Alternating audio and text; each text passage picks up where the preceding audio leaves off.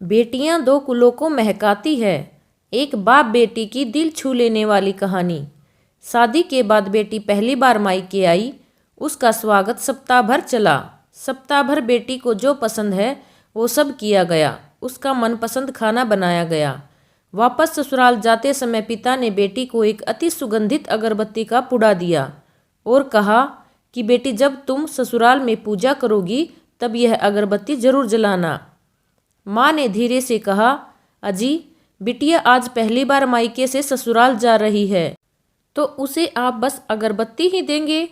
पिता ने झट से जेब में हाथ डाला और जेब में जितने भी रुपए थे वो सब बेटी को दे दिए। ससुराल में पहुंचते ही सासू माँ ने बहू का बैग टिटोला और पूछा कि तुम्हारे माँ बाप ने विदाई में क्या दिया। कुछ विशेष न मिलने पर उसकी नज़र अगरबत्ती के पुड़े पर गई। यह देखकर सासू माँ गुस्से में मुंह बनाकर बहू से बोली कि कल पूजा में यह अगरबत्ती लगा देना। सुबह जब बेटी पूजा करने बैठी, अगरबत्ती का पुड़ा खोला तो उसमें से एक चिट्ठी निकली। लिखा था, बेटी, यह अगरबत्ती खुद जलती है मगर पूरे घर को सुगंधित कर देती है। इतना ही नहीं, आजू बाजू के पूरे वातावरण को भी अपनी महक से सुगंधित कर देती है।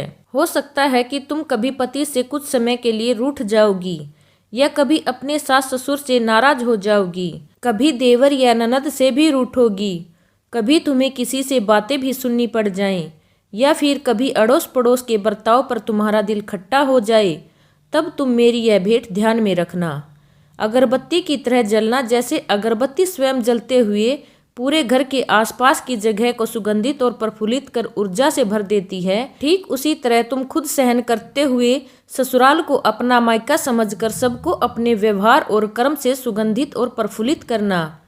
बेटी चिट्ठी पढ़कर फूट फूट कर रोने लगी। सासू माँ दौड़ी आई। पति और ससुर जी भी पूजा घर में पहुँचे जहाँ बहू रो रही थी। अरे, हाथ जल गया क्या? पति ने पूछा। क्या हुआ यह तो बताओ, ससुर जी बोले। सासू माँ आजू बाजू के सामान में कुछ है क्या, यह देखने लगी तो उन्हें पिता द्वारा सुंदर अक्षरों में लिखी हुई चिट्ठी नजर आई। चिट्ठी पढ़ते ही उन्होंने बहू को गले से लगा लिया और चिट्ठी ससुर जी के हाथों में दी। चश्मा ना पहने होने की वजह से चिट्ठी बेटे को देकर पढ़ने के लिए कहा। सारी बातें समझते ही संपूर्ण गण स्तब्ध हो गया। सासू माँ उच्च स्वर में बोली, अरे, यह चिट्ठी फ्रेम करवानी है। यह मेरी बहू को मिली हुई सबसे अनमोल भेंट है। पूजा घर के बाजू में ही इसका फ्रेम होना चाहिए और फिर सदैव वह फ्रेम अपने शब्दों से संपूर्ण घर और अगल बगल के वातावरण को अपने अर्थ से महकाती रहे। तो आपको हमारी ये छोटी सी कहानी अच्छी लगे तो वीडियो को लाइक, शेयर व चैनल को सब्सक्राइब जरूर करें। धन्यवाद।